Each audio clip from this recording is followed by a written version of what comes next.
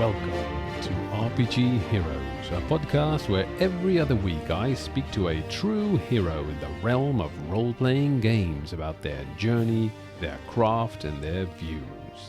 As your host, I will focus on one particular aspect of this wonderful hobby for the interview, regale you with stories from my own 25 years of experience with role-playing games, and reflect on the major takeaways from the interview. Join me now on this epic journey and awaken the hero in you. Welcome to episode 17 of the RPG Heroes podcast, where we're going to be talking about system matters. In other words, does it really matter very much which rule system you're actually using for your game? And to help us with that, I have spoken to Edwin Nagy, and he works for Frog God Games, amongst other things, and he does a lot of converting between different systems, so he's an expert on the topic. But before we get into all that goodness, let's have a little quick chat about the podcast. So downloads are going well. We're creeping up to the 3,000 mark, which if you would have told me that in January, I would have told you you're a fool. So it's going really well. Excellent. And last episode was quite popular when I compare it to some other ones. And that was the one where I talked to Sarah Thompson about representation in RPGs. And she spoke specifically about representation of disabled people in RPGs. It was a great interview. And, she has designed this combat wheelchair, which we talk about in the interview, and she posted a lot of stuff about it online. And what surprises me is the amount of people who try to push back on this idea. And I just want to say very publicly that I think it's ridiculous that anybody would push back on what is an optional idea, you don't have to use it, for a role-playing game that allows disabled people to feel like they can play a disabled character and be a hero. So there. Luckily, also she's getting huge amounts of support online for this very same idea, so that's great. I've already seen somebody created a miniature for it, and several people creating art for it, and even Matt Mercer is supporting the idea, which is kind of cool. Now, on to our topic of system matters. So for the longest time, I used to think that Dungeons & Dragons, like a lot of people actually, that Dungeons & Dragons was the only system out there, and until I found, there are other ones, and I started to get interested in how are they different. And I used to think, well, it's different because of the setting, because the second game I ever played was Cyberpunk, which is a completely different setting, a different genre, and therefore the rules had to be different, right? It wasn't until much, much later that I discovered through the internet that there are many, many different role-playing games, and they all have their own settings and genres, etc. But leaving that aside, they all have a very different approach to role-playing games when it comes to the rules and how the rules are presented. And of course, as you know, I've been speaking to all kinds of game designers on this show, and often I am curious about why they chose specific mechanics or specific dice for their game. And very recently I started to get more into this idea of a rule set, whether or not that really matters, when I started to think about what to do after my D&D campaign finishes, because that's about to happen. And I really want to try out a different system. I have several here on my bookshelf that I haven't used yet, haven't tried yet, and I'm really curious to see if the experience is very different. And so the games that I have on my bookshelf are of different genres, but also similar genres, so fantasy, etc. And I was also curious how my players would react, because it's something to ask your players, hey, would you like to play this new game? It's got all new rules, and you might want to buy like new books or different dice, etc. You might want to invest time in learning the rules. Well, I think that's a pretty big question, or a big request, really, that you're making of your players if you're a game master asking, hey, let's try a different system. And so what I did was I had a very careful look at, okay, let's make it a limited number of systems that I propose to my players. That's first. And second, how do I make this proposal to my players? How do I make it interesting for them, but also how do I make it really clear what it is they're getting into? And also, of course, making it clear that this is a choice, not something that I'm going to force them to do. Now, there's all kinds of ways to do this, and two sources have helped me to determine how I was going to approach it. One is a video by Matt Colville, and it's about the game pitch. So in his video, he talks about how to pitch an idea for a new campaign or a new game to your players. And the other is an article on the website of Adam Coble. Now, I know he's in disgrace on the internet at the moment. I'm not going to get into that. However, this article I found still to be quite helpful because the article shows how he would pitch different game systems to his players and to get them to kind of engage in a conversation about these different systems. And in creating a pitch for my players about these 4 systems that I chose, that I thought, okay, these are the 4 that I would really love to try out as a game master. When I was creating that really made me think about what actually matters about these systems, or what makes me want to try them out rather than just going for a different story in the same system that we're used to and that we know and that we own the books for. And I think it really all boils down to a couple of things. One is, how does a system deal with conflict? So how do you resolve conflict, whether it be combat, so physical fighting, etc., but also social situations, anywhere, any point in the game where your player characters are at odds with either each other or with non-player characters or monsters or the environment. And dice have to be rolled usually, or cards drawn for that matter. And the other big thing is, what is the game trying to get you to do? So if you look at Dungeons and Dragons as an example, because most listeners will know roughly how that game works, it motivates players to do certain things because they are rewarded for it, right? So in Dungeons and Dragons, you get experience points for defeating monsters and defeating challenges like traps, etc. So that is the thing that the game says, this is what you should be spending most of your time on, right? Whereas, for instance, a game like the Riddle of Steel, which is an older, out-of-print RPG, that game says it doesn't matter how many orcs you kill or how many traps you somehow defeat. It is about, did your character follow his or her passions? Did they do things that are important to them? Then they get to advance. And also, did they use their skills well? And the difference between these two particular examples, I mean, there are many more, but the difference between these two particular examples shows you what the game is trying to get the players and the game master to do. So in the case of Dungeons and Dragons, it's trying to create a situation where you defeat things, and that is good for your character, and you grow because of it. And of course, that allows for lots of room for role play, but there is no real mechanism in Dungeons and Dragons to reward good role play, apart from the Dungeon Master giving you bonus XP or something like that. In the Riddle of Steel, they're trying to tell you, look, conflict is sometimes unavoidable, but make sure that it's conflict for the right reasons. That it's because you're passionate about something, because you hate that particular person or that particular creature, or because you love someone and you try to save them, or because it's part of a vow that you took, etc.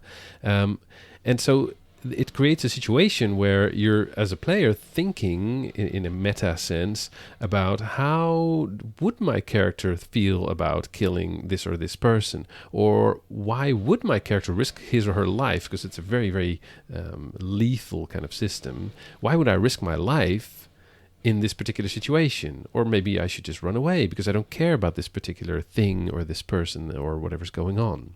Now, don't get me wrong, I'm not saying one is better than the other. I'm just saying that there is a different focus in the game. And I find that very interesting. And what I really like about it is that a different system can give you a very different experience in your game.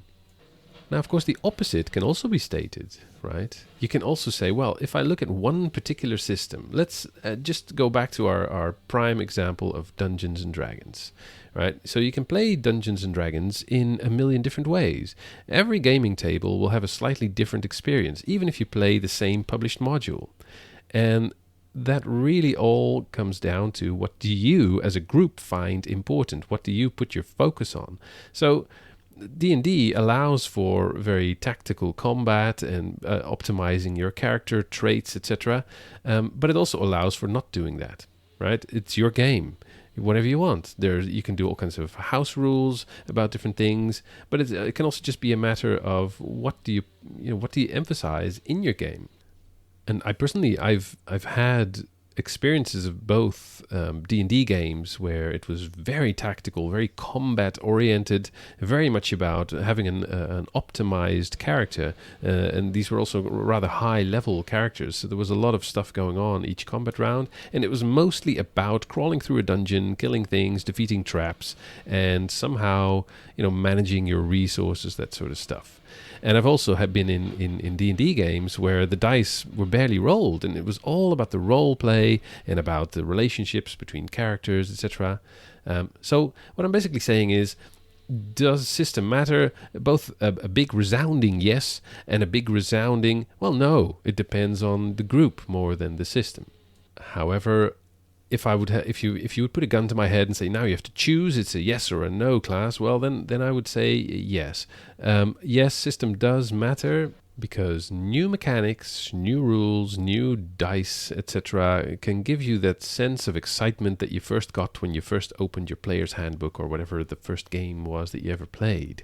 And also, a new rule system can help you to get out of a rut, out of a certain set of habits that you as a group or you as a person have when you're playing your role-playing games. It helps you to broaden your experience and to refine skills in role-playing that you might not be able to refine if you constantly play the exact same system. So yes, when you really push me for an answer, I would say yes, it does actually matter which system you choose, or let me put it differently, it matters that every now and then you try a different system.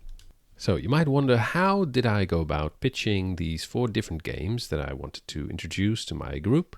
How did I approach the idea of pitching this? Well, what I did was I mostly followed the advice that I found on the 2 sources that I mentioned before. So the video by Matt Colville and the article by Adam Coble. And what I did is I created a document where on each single page I describe one RPG system, and I give it the title. I put a picture that kind of comes from one of those books, so that give you an idea of the art, because the art often tells you what kind of atmosphere you can expect. And it helps the more visual kind of thinkers.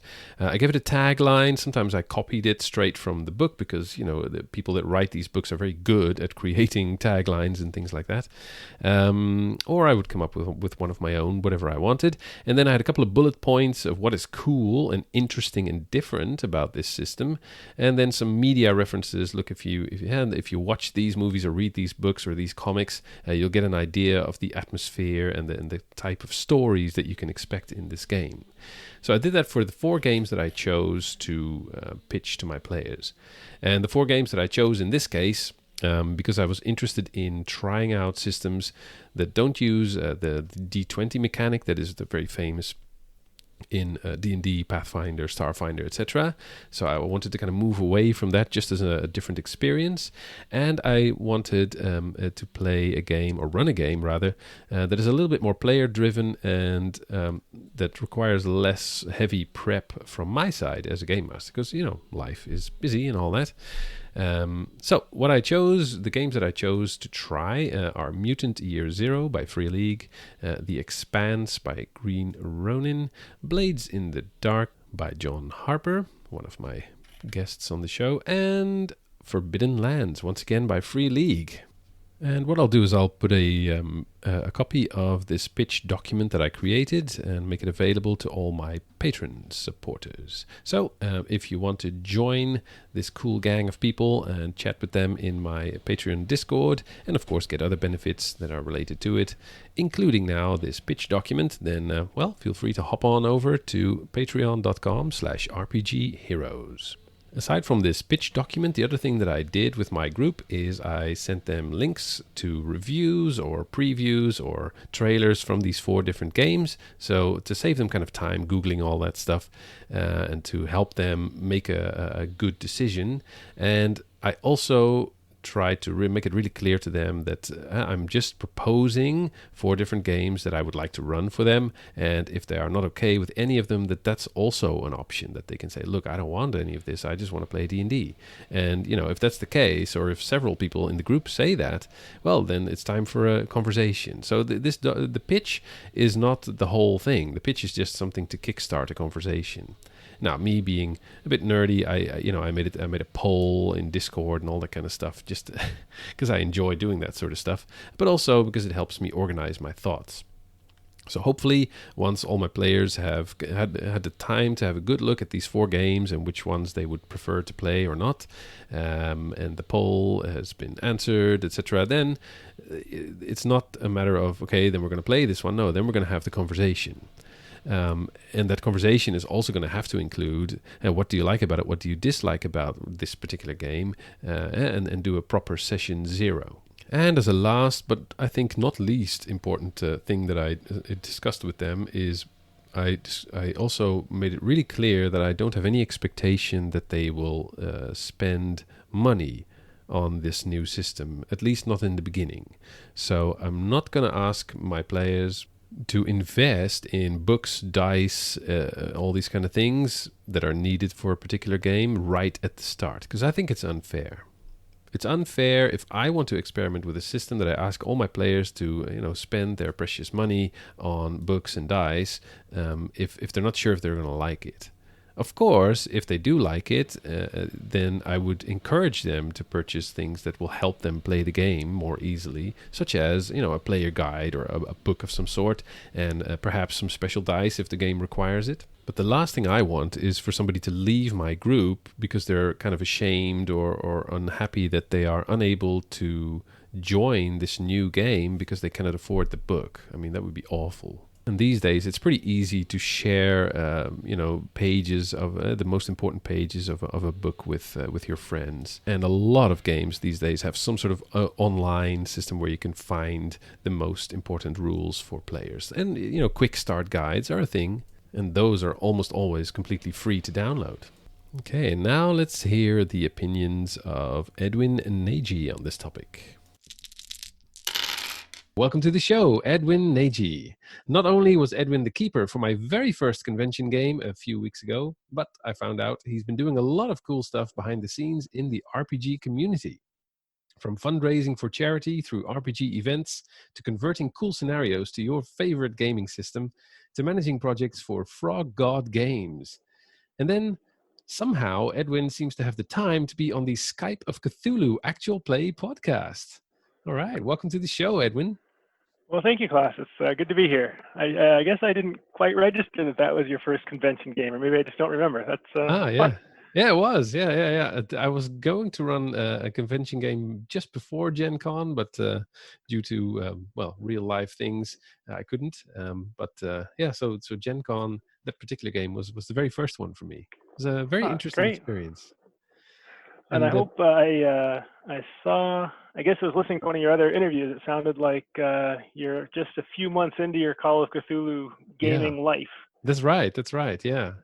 It's been Dungeons and Dragons and Cyberpunk mostly for the last 20-25 years.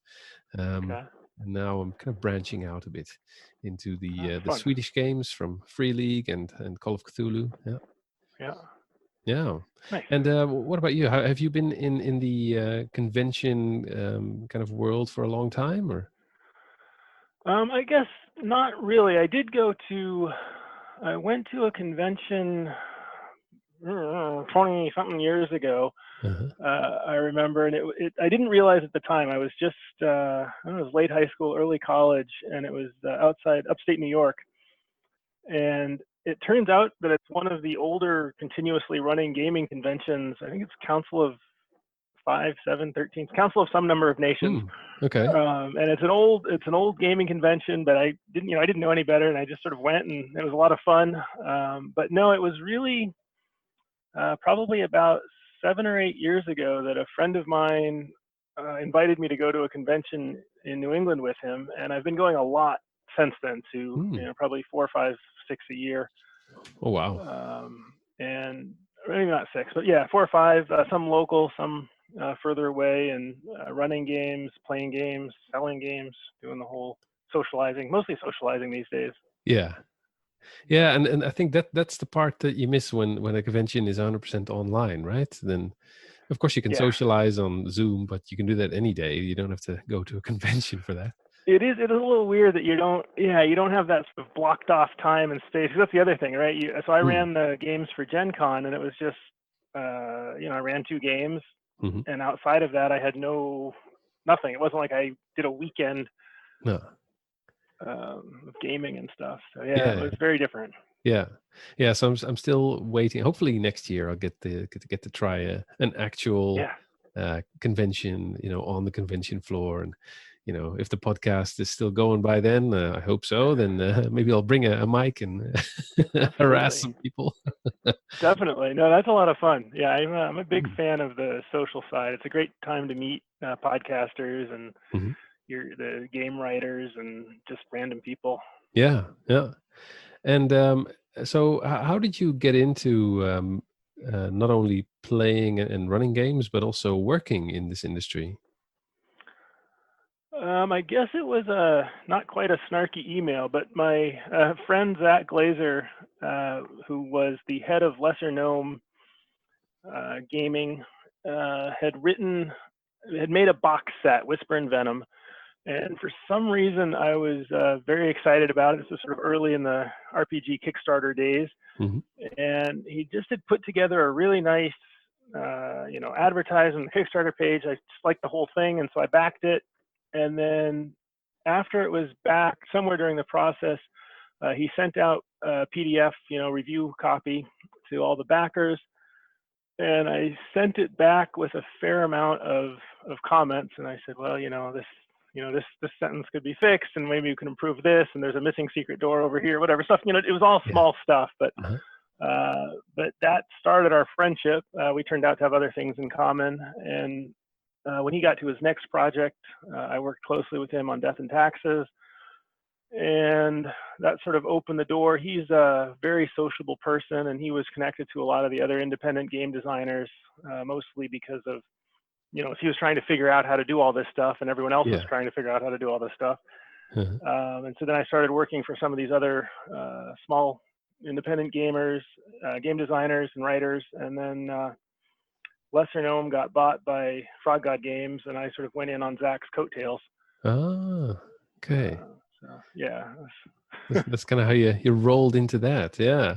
And so Frog God Games, I have to admit, I heard the name a few times over the years, but I'd never really gotten to understand what it is that they do. So those listeners who also think Frog God Games, I've heard that name, I've seen it somewhere, but what?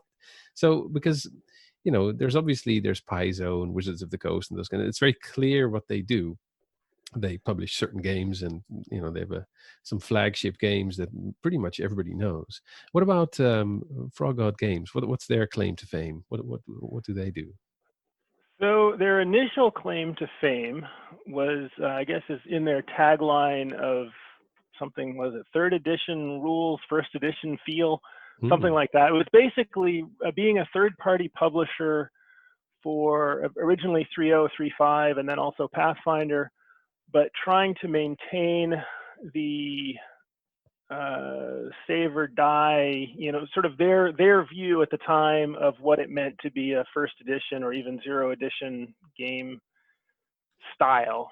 So it was sort of an early old school gaming company, I guess, but using new rules.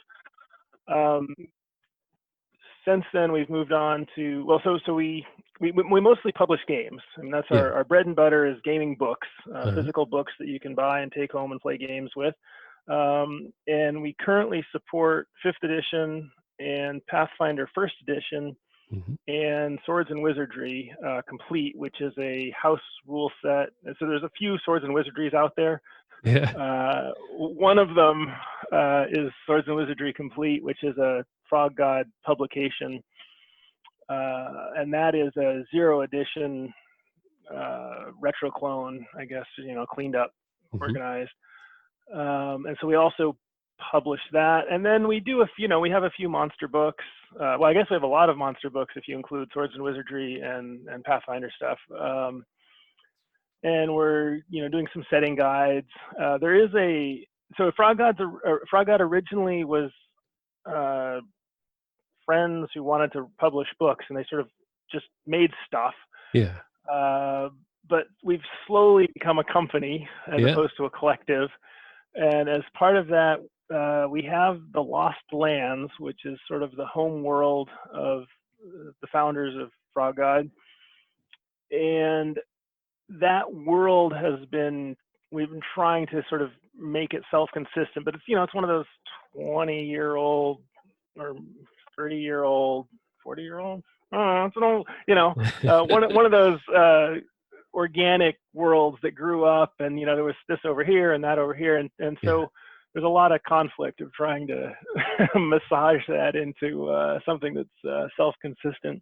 Yeah. But so we have the world, and then we have the adventures, and we also publish a bunch of adventures that are not in the world. Okay. Yeah. So sort of these two lines of game. And the Lost Lands, what sort of setting is that? What sort of things would come to mind when you play games in that setting? I mean it's a pretty standard fantasy world. I mean, it's sort of what you would expect if you were thinking about people who had grown up playing D&D and making their world for their home group as they built it. Yeah. It has, I think, in the sort of style of the time, it took a lot of inspiration from the real world in terms of saying, oh well, we're going to try to have a Europe and an Asia and a Middle East and whatever. Yeah. And that, of course, we've been struggling with a little bit recently as we try to figure out how to make that less offensive and less colonial. So that's another side issue that we're working on. Yeah. But yeah, I mean, it's what you expect. There's genies in the Middle East, and there's castles in Europe, and there's dragons in Asia, and it's excellent. Yeah. Well, and why not? As long as it's done kind of tastefully, right? Right. Yeah. Just in my last episode 16, I was speaking to somebody who does consultation kind of work as a sensitivity reader. So that's kind of first time I really came across that as a profession. So I guess if you're running into problems like you say, something that used to be kind of okay and now it's more sensitive, and we want to change it. Yeah, I guess there's space for people like that. For there is, and we've hired a few over the past few years for various adventures. That's one of the things that I've been pushing hard on. Yeah, and I think more importantly, I mean, that's kind of a band-aid after the fact. Yeah. And one of the things that we're working on is a more diverse pool of authors so that we can write truthfully to begin with, as opposed to coming in afterwards and saying, oh, did I stick my foot in it? Yeah. How can I change this, make it less offensive? Yeah. Less, exactly. But we do have, I mean, one of the things that Frog God and all gaming, well, all entertainment companies seem to do is we often take old things and try to so we'll take something from 3.5 and release it in 5th edition. Yeah. And so we're not going to re-author it. But we do want to sort of bring it up to date, both in terms of gaming mechanics and in terms of social like norms. Social norms. Excellent. Well, that's really good, right? Because like you say, I think games and modules that were written 20, 30 years ago, they're still really cool and interesting, but both mechanically and possibly also in content, they need to be modernized to stay current also. Right. Excellent. Yeah. And that kind of brings us to the main theme of today's episode, which is about system matters and kind of my thesis on that is, well, does it? So, and I thought maybe it'd be cool to have a chat about that, because if your work Sure. involves converting scenarios from one rule set to another, that must mean you have some pretty interesting thoughts about why that's even necessary to convert, or what's the benefit, and how these adventures change as a result. Um, so maybe it's good to work from an example. However, we don't want to give spoilers, so obviously. um, so yeah, how do you actually go about that? Let's say that there's a D&D 3.5 adventure. I don't know if you're familiar with it. There's one adventure that I really like from 3.5. It's called The Shattered Gates of Slaughterguard. The title alone is gold. It is. It's not one I know. Oh, right, okay. Shattered Gates of Slaughterguard. Yeah, Wow. and it's a really cool. It's like a mini campaign. So there's like a kind of closed off part of the world setting, and you try to discover as players different leftover bits of this place called Slaughterguard, and in the process, you make certain parties that are around kind of happy, and some of them unhappy, and you have to score all these social points to see, at the end of the day, how the ending will go. And I really enjoy that one. So what are some of the pieces in that adventure that stand out for you as you sort of think back? I mean, obviously this idea of Yeah. social points stands out in Yeah. faction play, but Yeah. That one I really liked, and I really liked the fact that it's not immediately apparent what sort of place Slaughterguard is for the players. And what I like is that it has like a long history, this Slaughterguard, and new factions have actually kind of taken over now that the old owners are not there. Which I guess it's kind of common for really well designed dungeons, but that's the first time I really came across this kind of deep history of a place, and then new people living there, or people, things, creatures, right. and making it their own. So when you go through the dungeons, you meet a mix of old and new, and sometimes old also confuses new, and yeah, there's a lot going on in that game, which I like. So a few of the things that, as I say, I haven't read it, I haven't played it, but a few of the Hmm. things that I start to think about when I'm thinking about translation based on what you said, Yeah. I'll start with the faction play and the social point. Hmm. So certainly Pathfinder, and I think 3.5 has a um, pretty good built-in system for interactions. Hmm. Is somebody unfriendly, friendly, hostile? What I don't actually know Pathfinder 3.5 very well, but I know it enough to sort of pull Yeah. from it. I haven't played a lot of it, but it has a fairly fairly strict hierarchy there in terms of how people are interacting with you, Yeah. and that is something that 5e does not have at all. Oh, okay. Right. So, I mean, it has the skills. You can persuade, you can intimidate, but it doesn't have a built-in. If you get above a DC 15 charisma check, that this character, this NPC moves from this tier of friendliness to that tier of friendliness. Right. Yeah. From indifferent to Um, helpful and all that. Yeah. right. Exactly. Yeah. And Yeah. so I could see that. So when you're playing in a system that has that as sort of part of its core mechanic, you can first of all, you can rely on it, but second of all, it means that the players and the GM are expecting it, because Yeah. it's like any other form of, basically they've taken the social stuff and made it like combat. Yeah. And so if I were putting that into 5th edition, it would probably mean writing a mechanic, or some sort of means of keeping track of that. Yeah. On the other hand, if I were writing that into Swords and Wizardry, which has morale Uh-huh. and charisma, but doesn't actually have skills or any sort of social, really, at least in its, the way most people think of it, relies on the role-playing Yeah. skills of the player Right. to Yeah. convince the GM that this NPC should become friendly. Yeah. Yeah. Right. So then we don't need mechanics necessarily. We just need situations and the what if. So if this person Yeah. is made friendly, then blah, blah, blah. but I think we can already start to see that those 3 games are going to feel at the table very different. Yeah. Yeah. But if that sort of, so then what I have to do as part of the translation thing is decide, was this faction play and the social scoring system a really important part of the feel of the adventure? Yeah. And if it is, then I'm going to recreate it probably in Swords and Wizardry and in 5th edition in some way. Yeah. Yeah. If it's not, I'm going to let the game style take over, so that we still get the same story, but we have a very different table feel. Yeah, yeah, because that's the thing, right? So when you're translating or converting any kind of module, there's kind of 2 things to keep in mind, right? So on the because what I hear you say is, on the one hand, there's the intention of the game. So how it was originally written, like, oh, this is important and this should play a big role in whatever you're doing. And then there's the expectation of the players, who are saying, well, I play Swords and Wizardry, so my expectation is ... Right.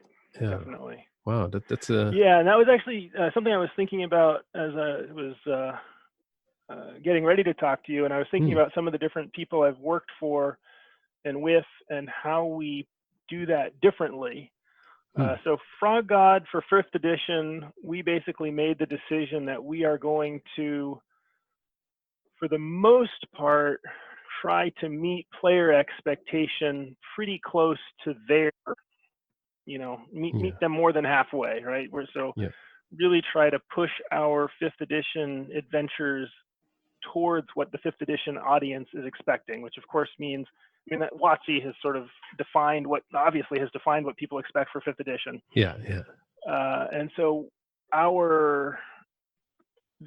what we call for skill checks for how we design complex, sort of multi-phase traps or multi-phase interactions, all of that feels similar to what Wizards has put out, because we're trying to hit player expectations on that.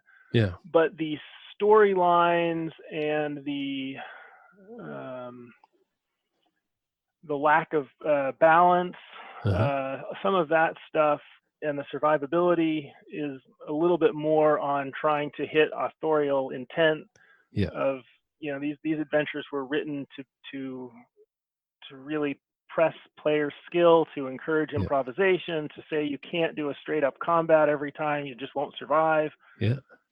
And so sort of those 2 mixes are how we draw the balance there. But I was thinking that 2 other people that I've worked with, Greg Gillespie, I don't know if you know his work. He started off with Barrow Maze. Okay. And Barrow Maze Complete, and then has Forbidden Caverns of Archaea, and then Highfell, and they're 3 mega dungeons. Yeah. And they were written in, I think, for Labyrinth Lord, and 2 of them I have done 5e translations for. Oh, okay. And they are, they have, armies of stuff, and he's done all the work of sort of rolling up. You may encounter in one of these adventures, 100 goblins. Yeah. Oh. Well, he's rolled up hit points for it, not at once. Oh, okay. The adventure, maybe at once. Yeah. But he's rolled up hit points for every single one of those. He's rolled up weapons. So these guys have daggers and shield. Those ones have a mace. Those ones have chain, whatever it is. Yeah. Whereas in 5th edition, a goblin, is a stat block that always has this and that and this many hit points, and you're done. Oh yeah. But there, I talked with him a lot, and we went back and forth, and these things were really important to him. So I was like, okay, well, we're gonna take your product, and it's going to stick closer to your intent, even though it won't meet what the 5e audience expects. It's going to meet what the OSR audience expects in a 5e mega dungeon. Yeah. And so that was one thing. And then another one, which I think we may talk about more later, but working with Monkey Blood Design and Mitterlands, those works are sort of British Gonzo style. A mix of dark and gritty and black humor and stuff that is really just quirky, like just not even thinking about balance. Like it's all sort of story heavy. Yeah.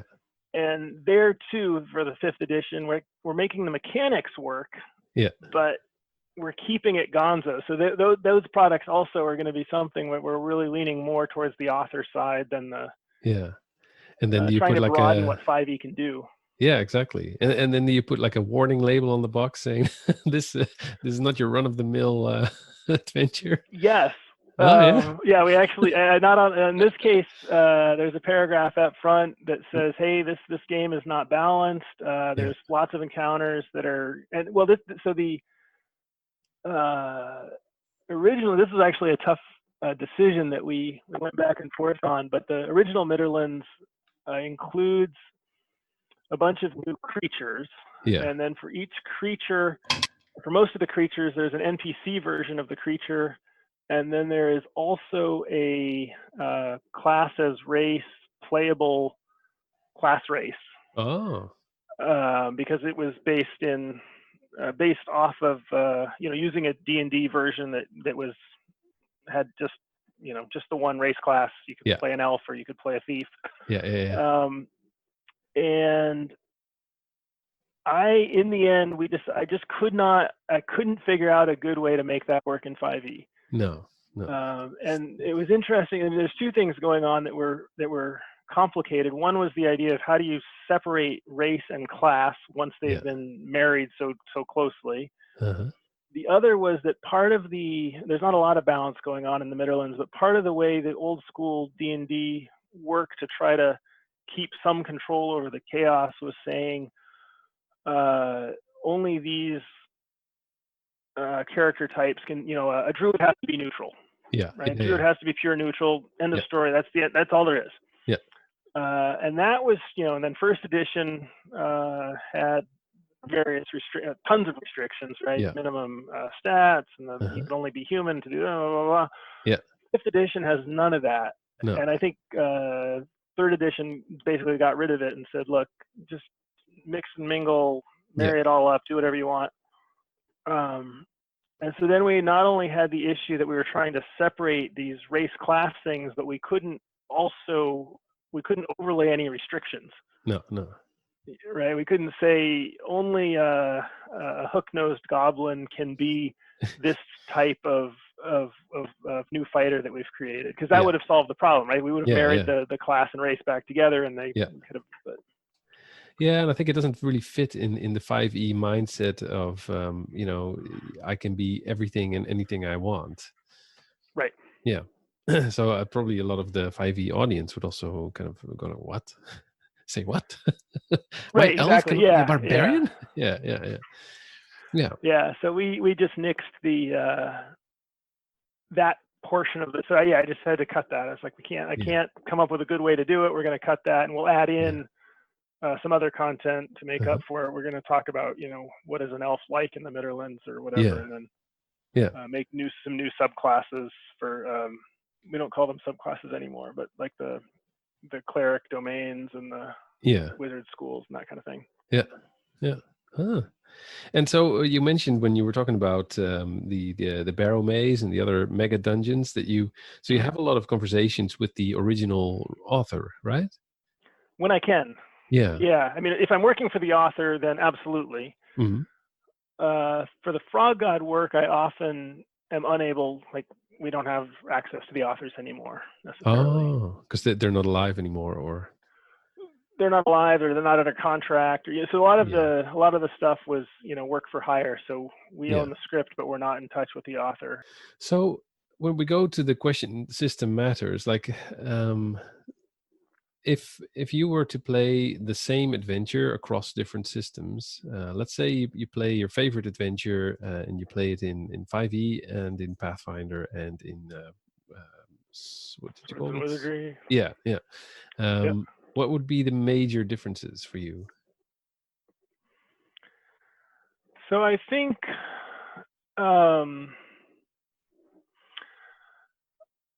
I mean, there's a lot of trite sayings people talk about in terms of rules and rulings and roll with me and roll with an L and all that kind of stuff.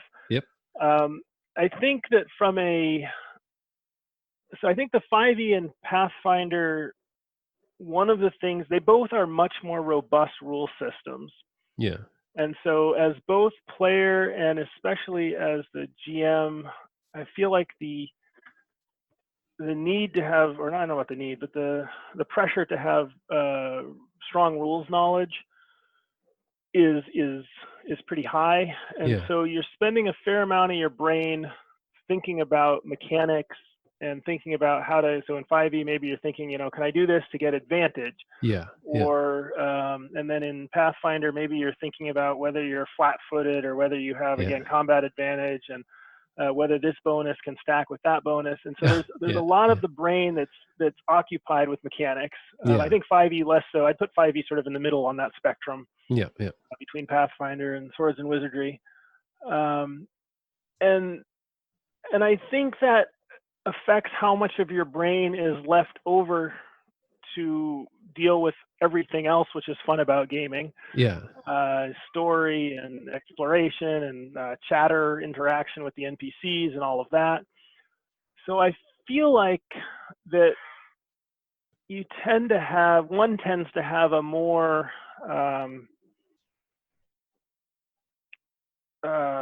free-flowing experience maybe in something like Swords and Wizardry. Because there's not a lot of mechanics there. There's more meta negotiation between the player and the GM, where the GM says, I think that's going to be, if you roll a 1 on a d6, and the player might say, well, if I use a ladder, can I roll a 1 or a 2? Does that, or maybe I have a really high deck. Does that help me? But it's all up in the air. So there's a lot of meta negotiation.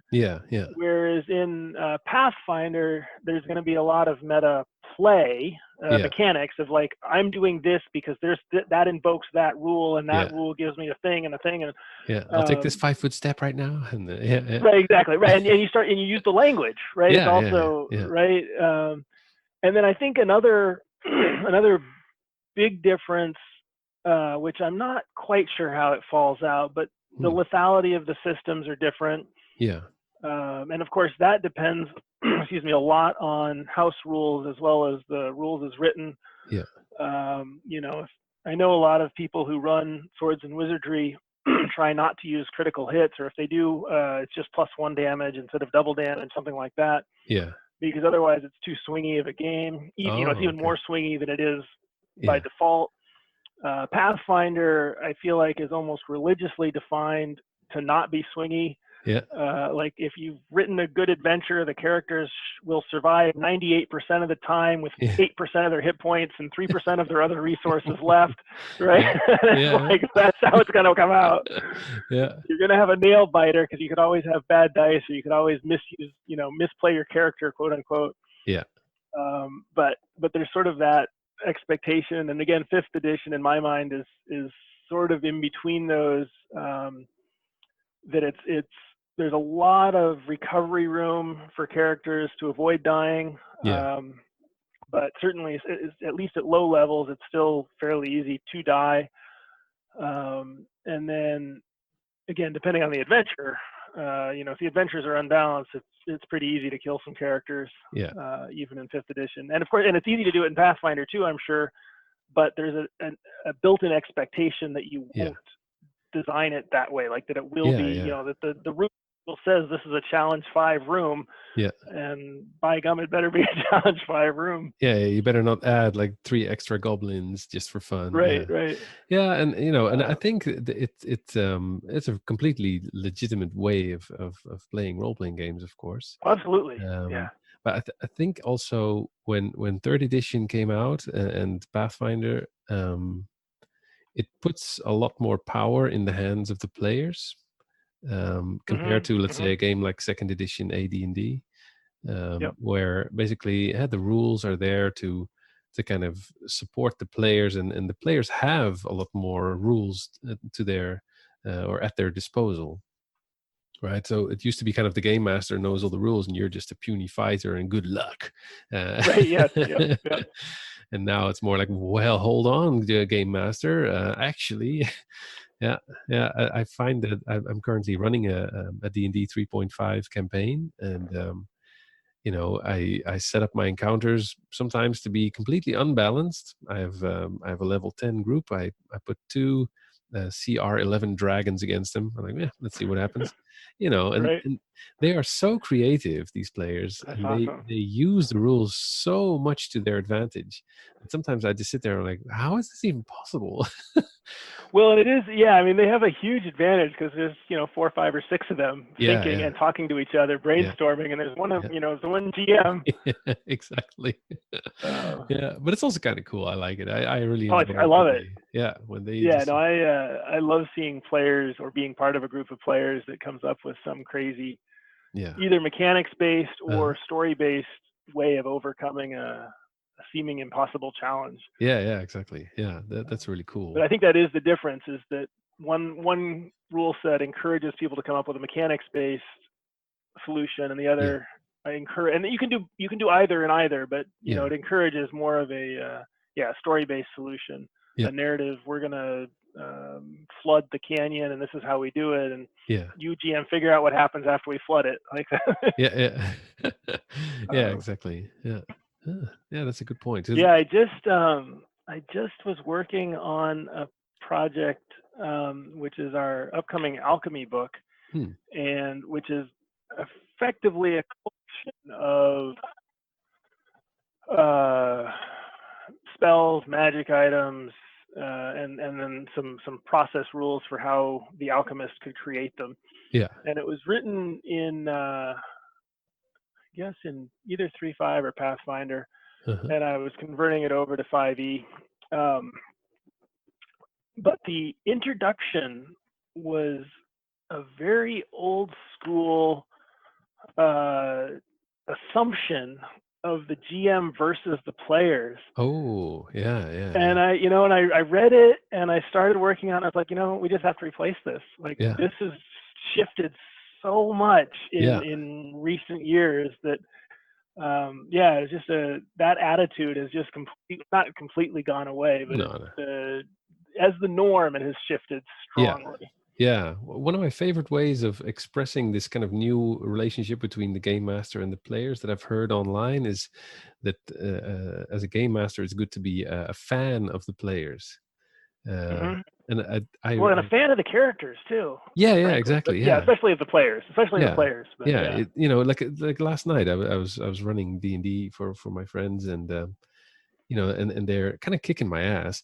Well, my ass, but the encounter's ass, let's say. And and of course I'm like, oh no, but inside I'm like, yeah, well done, Right, right. and Well, it's funny because I feel like we often express that. Like I'm happy to to cheer on my players if they're getting critical hits and oh that yeah, kind of yeah, stuff. yeah, But I was thinking back to like Call of Cthulhu, mm, where the characters are very delicate, yeah, generally speaking. And there, part of being the fan of the player is the player having fun watching their character do crazy stuff, maybe go insane, yeah, maybe run away, maybe solve the mystery, whatever it is. And there, I feel like you feel even more the separation between the player's experience and the character's experience, yeah, because part of the fun, really, for me anyway, when I play Call of Cthulhu, is pushing my character into situations where I don't think he or she's going to survive, yeah, yeah. or it's just like Take that's that the whole risk. point. I mean, Yeah, and that's kind of I think that has helped for me to separate those two things out a little bit. yeah, Is a game where your character is expected to spiral down, yeah. even as the players have more and more fun. Yeah, exactly. Yeah, because I mean, I definitely don't want to go insane myself, but I Right. find it interesting if my character does. Right. Yeah. Yeah, and that too, and then there's I think about this may be a little off topic. I guess it's still the same topic, but I think of things like now I've lost the name, the Trail of Cthulhu Uh, rules versus Call of Cthulhu. And Trail of Cthulhu was, I think, in part designed to make sure that the characters get the clues or the players get the clues so that the story can carry on. Yeah. Whereas Call of Cthulhu was, well, you missed your spot hidden roll, you don't get that clue. Yeah.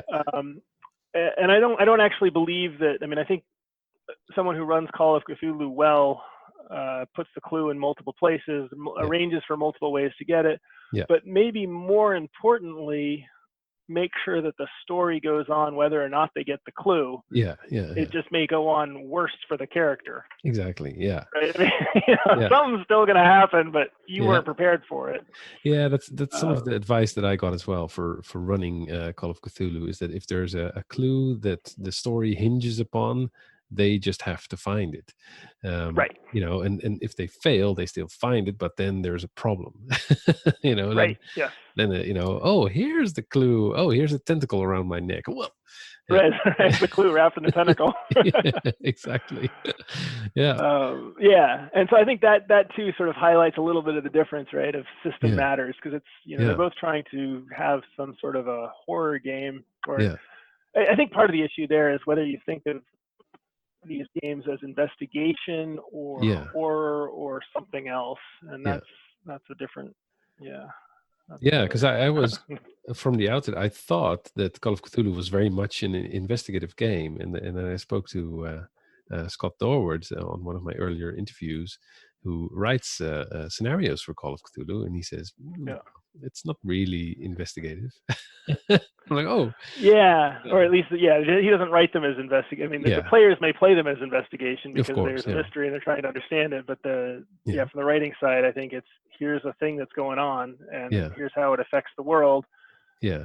And if you were going to get to the bottom of this, you're probably going to have to figure something out. Yeah, exactly. No, it's true. And I for me, a lot of my joy of gaming is discovery. I love seeing, finding new fantasy races or figuring out new social relationships or whatever, seeing the world that the GM has created or the authors created, and sort of learning about these new mysteries and things. And I enjoy that in Call of Cthulhu also. There's a different work ethic somehow in terms of like in Call of Cthulhu, you really have to figure, you're about figuring stuff out. Whereas I feel like in D&D, you can kind of wander around. And you figure stuff out kind of by accident or something. Yeah. Right. Yeah. Because you might survive. Yeah. If you do that. So I guess as part of your work, you get into the real nitty-gritty of different systems, right? I certainly get into the nitty-gritty of 5e. I mean, that's the area that I mostly focus on. I've done some translations to Swords and Wizardry. Mostly I've done translations to 5e, and so I've really focused on those two systems, and in particular, though, 5e nitty-gritty. Yeah. And what would you say is the best thing that 5e has brought to D&D, just as a System Matters kind of question? Well, I was going to say big picture, money, gamers, popularity. I mean, that's really what I think it's brought to gaming. But in terms of mechanics, I mean, I think it has a lot of mechanics that I like, and it has a robust system, generally speaking, where you can tweak things and most other things don't break. But I don't know. I feel like most of what it has are things that it has brought to light, not things that it created. So Advantage is a great, beautiful, simple system. But rolling 2 dice and taking the higher is nothing revolutionary. It's just that 5e is popular enough that we now all know about it.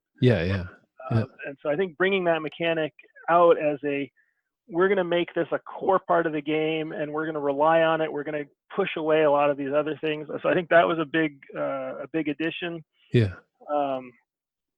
I'm the concentration as a perhaps solution to a problem that may have existed, is one that I think is elegant, like advantage disadvantage, but I'm not sure I actually like. But I mean, in general, I like the cleanliness and the elegance of 5e. I think of it as that they've tried hard. They're not completely successful, but they've tried hard to figure out a model and then use that model in a lot of places. So advantage, disadvantage, all over the place.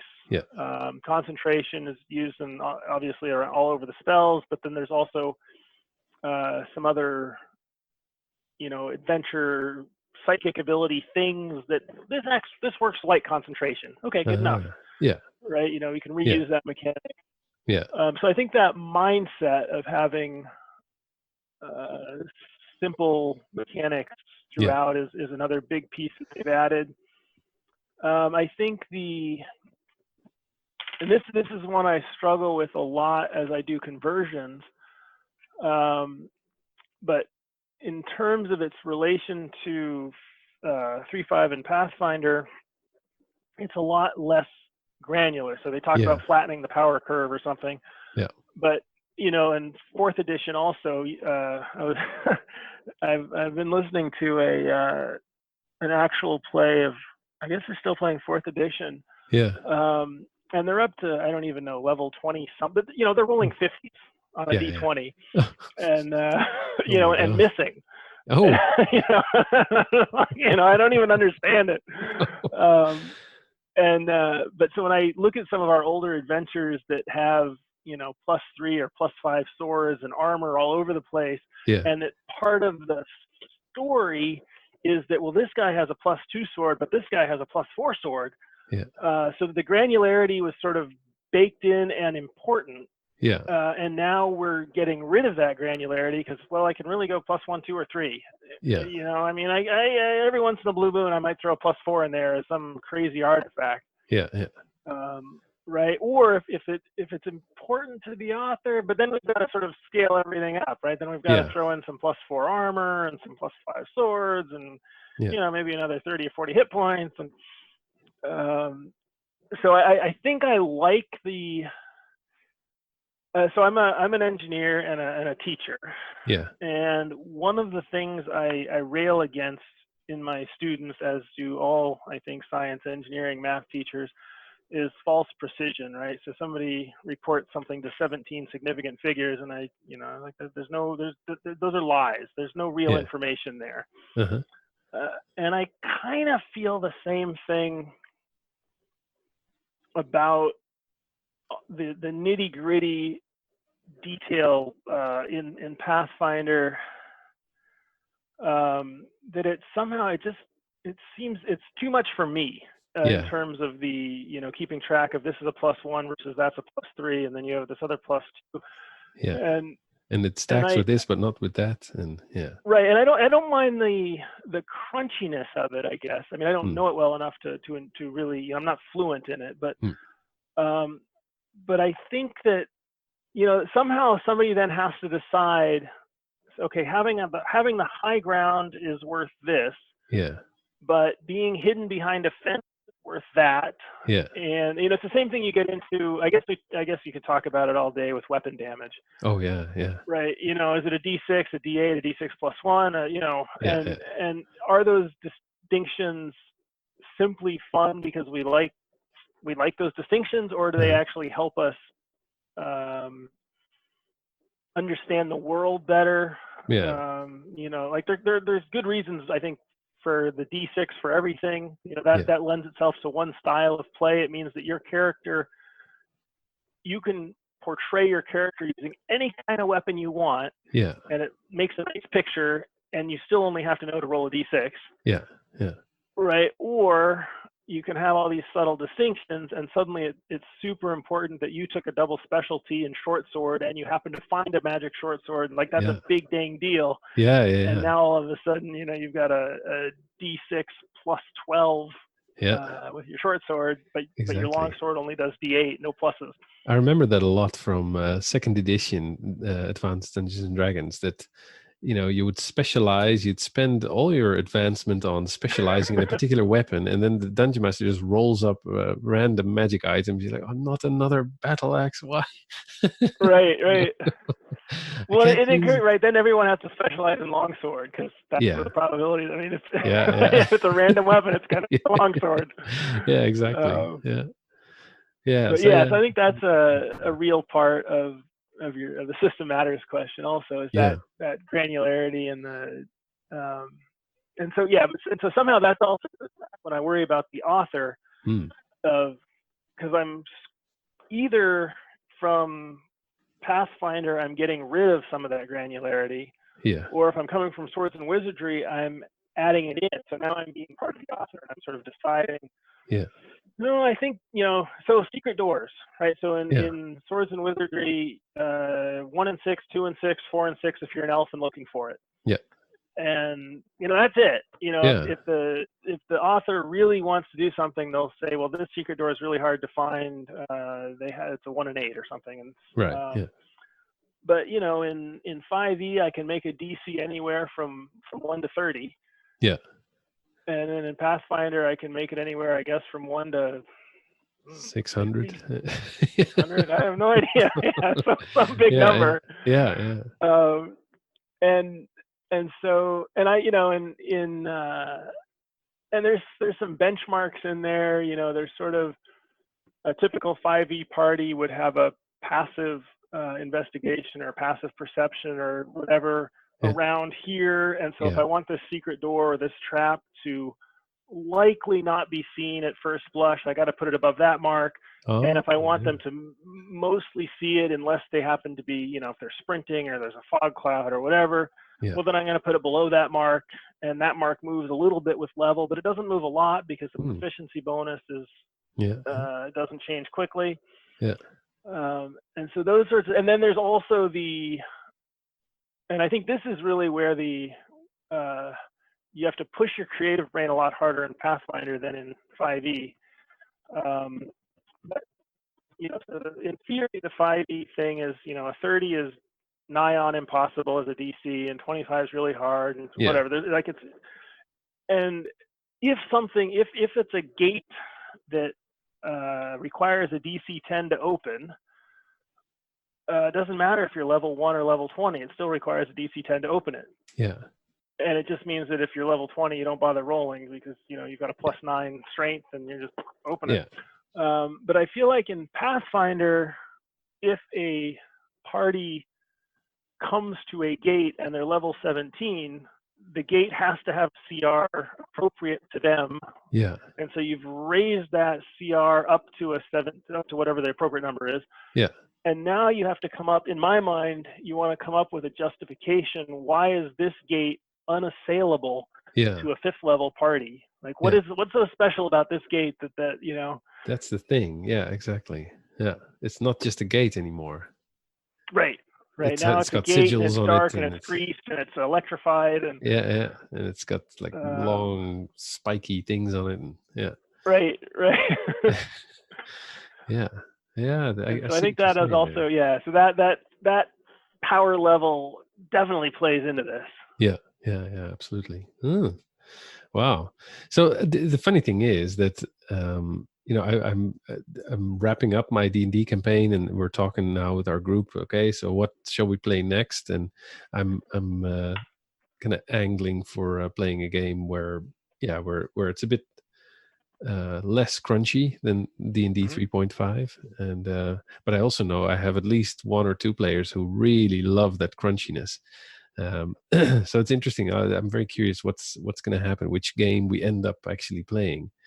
Right. And therefore I find this conversation very interesting, because I never thought that I would talk for pretty much an hour now about all these subtle little differences between game systems.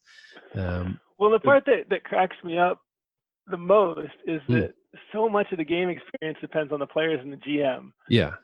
And effectively your house rules. So you can make you could make a Swords and Wizardry game crunchy. Yeah. And I've seen people ignore most of the rules for Pathfinder or 5e or whatever, and sort of play a more fluid story-based game. Yeah. Or you just know the rules well that you can sort of.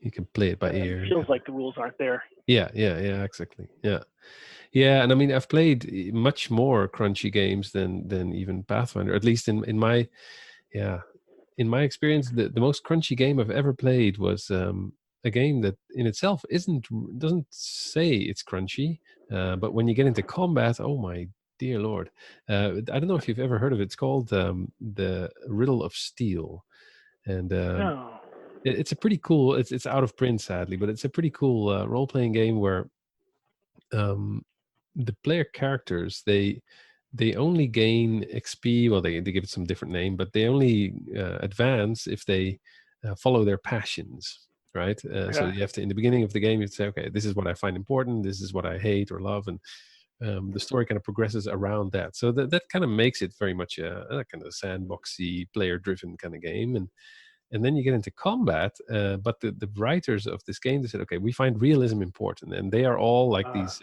SCA fighters, so they actually know how to fight with a sword. Yeah. And all of a sudden, you dive into a level of detail where you say, well, I've got a rapier, and he's wearing studded leather, which means that I have a better chance if I blah blah. And then you have to decide how you're going to stand, and wow, and it's really cool. And at the same time, after a long combat, you're like, okay, let's not have another fight now. Right. Yeah. Are you guys, is your group sort of just playing around the different D&D-like games, or are you sort of going broad afield in terms of thinking about what's next? So for the group that I was just talking about, that we're wrapping up our campaign, so the 4 games that I selected I would like to run and that I own, I thought, okay, I want to try at least Mutant Year Zero. That's a game that I've been very excited about. And then in that same family, The Forbidden Lands, because I do really enjoy old school fantasy, so I'll be browsing the Frog God Games library as well. And the other 2 games are Blades in the Dark, because it's something just completely, utterly different. And then the last one is The Expanse, just because I really love the series. So 4 games that are all like, they don't use D20s, which, I mean, it's not that I don't like D20s, I love them, but and that's more of a, I think, coincidence. But the reason I chose those 4 is that all 4 of those games have as a premise that the game master shouldn't be the one that determines most of what goes on in the game. And so they all 4 of those games say, leave it up to the players, and you are there to kind of facilitate. And I thought, okay, that sounds right up my alley, especially at the moment with a toddler at home and busy. I thought, low prep, I like this. Absolutely. You have to be, I feel like you have to be really on while you're running, because you're improvising, you're creating on the spot. Yeah. But you don't have to do as much energy ahead of time to prep. And games like the ones I mentioned, they have lots of random tables that'll help you out, which is very useful. I've played, 2 of those I've played, Blades in the Dark and Mutant Year Zero, and I definitely enjoyed both of them. And they were those 2 have, I think, in common sort of cyclic nature to them, which was sort of interesting for me, that there's this enforced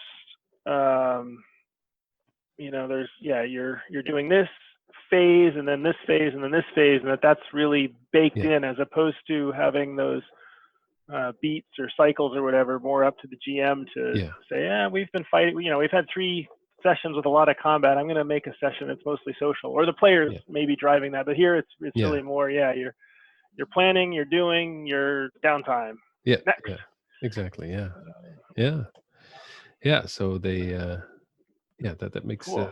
Makes it for I'm very curious what the players would prefer to do, so we'll see. So one question that I ask all of my guests, and I guess you're aware of that, is that I always ask them, so who is your RPG hero? Because this whole podcast is about people that do cool stuff for the RPG world, and you're one of them. So Yeah, I'm curious. Who is your RPG hero and why? Yeah, I of course have been thinking about this and dreading such a question. Yep, it's a Um, tough one. it is a tough one, and I used to joke. So some of the conventions I go to I go to North Texas, and I've been to Gary Con, and those are both conventions that have a heavy presence, and I guess also Gamehole Con, a heavy presence of some of the old school, the TSR folks, and I think it's part of what makes them so popular. Yeah. And Zach is always, he won't say he's upset with me, but he's a little surprised that I'm sort of, I don't care. I don't know why, but I just don't Yeah, know. yeah. So I was thinking it's really some of the people that I've been working with, and I will name Glenn Seal at the top of that list, who are able to combine creativity and a love of gaming with a really good business sense and a good organization and meeting commitments and Yeah. doing what they say they're going to do when they do it. It's and I've worked with Kevin Watson of Dark Naga, another independent, and they just get stuff done and they get good stuff done. And to me, Yeah. that is really impressive in a hobby that is, it's full of wonderful creative energy. And so Yeah. when I find somebody that can mix that with actually getting it done, I'm really impressed and I really Yeah. appreciate it. That makes perfect sense. Yeah, because I think a lot of creative people are kind of dreamers, not necessarily doers or planners. Right. Well, and I think Yeah. there's always, you can always add more, right? Yeah. So the Yeah. ability to say I've done enough, Yeah. and this is a good product, and we're Yeah. going to put it out because I said I would. Yeah. I appreciate that. Yeah. Yeah. I can imagine. Okay. Excellent. All right. Well, There you go. thank you very much. Yeah. And again, thank you very much for your time as well. Because Oh, pleasure. yeah, it's been a very interesting conversation. So thank you. Well, that was another wonderful in-depth chat with Edwin Nagy. And I think the main takeaways are pretty clear. So one thing that I found very interesting was that when you convert a module from one system to another, whether you do that commercially or for home use, you might find an old module that you used to play back in the 80s and you want to play it for your 5th edition players when we're talking about D&D. There are two big things to keep in mind. One is the intention of the author, what was the idea behind the adventure, and what is important according to the author, versus the expectations of players in a particular system. So, for instance, a 5th edition player will expect to be able to do certain things or to have access to certain things. And if the intention of the author was the exact opposite, well, then you need to weigh what's more important in this case. How much will I change the adventure to please the players or to meet their expectations? Or am I going to preface my adventure by saying, look, guys, this adventure is going to be very different than you might expect because blah, blah, blah. So, and I think that's also one thing that relates to the larger discussion of system matters, is that the rule system, the rule set that you choose, will set certain expectations with your players. And that part, I think, is crucial to understand if you are thinking about switching to a different system or trying out a new system, or even to recruit new players for a game that you're running. What are their expectations when they think, Call of Cthulhu, just as an example? And how are you going to meet those expectations? And in which case, are you going to subvert those expectations? And should the players know in advance? I think it is only fair that if you're going to change a core idea of a game, you should let your players know and check if they're cool with that. The rule system that you choose also really determines how powerful your player characters are in the world. So it sets a certain power level. For instance, the Call of Cthulhu characters tend to be quite fragile, and the monsters that they sometimes encounter are way, way more powerful than they are. And in some games, it's kind of the opposite. So that also it shows a measure of your personal taste. What do you like? And of course, that can differ from day to day. You don't always have to play the same type of game. Sometimes the power fantasy is kind of cool, and sometimes you want to just go up against enormous odds. And then the last takeaway that I would like to discuss is a choice of system also determines whether or not you're going to have a lot of meta talk, so mechanics-based solutions.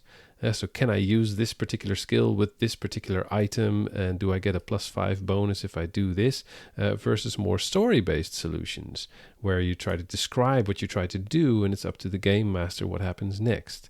And that meta talk, these mechanics-based solutions, they put a little bit more power, let's say, I think, into the hands of the players, because they say, look, this is the rule, so I should be able to do it. And the story-based solutions put more freedom into the hands of the players. They are not restricted by certain skills, etc. No, whatever they can come up with, they can try, and they'll figure out if it works. And if it doesn't, I'm sure the game master will come up with something interesting instead. So, lots to think about when it comes to system matters. Well, that's it for episode 17. I hope you enjoyed it as much as I enjoyed recording. If you did, please consider leaving a 5-star review on iTunes. It really helps to get the podcast get heard.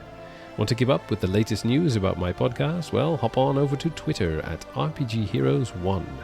Check out the full show notes with all the links at rpgheroes.buzzsprout.com. Want to support the show and join other supporters on my Discord channel? Then I would be honored if you check out my Patreon page at patreon.com/rpgheroes. You can also buy RPG products with my affiliate code. Check the show notes for the links. 2 weeks from now, I'll be talking to Sly Flourish about DMing and game prep. Until next time, stay heroic.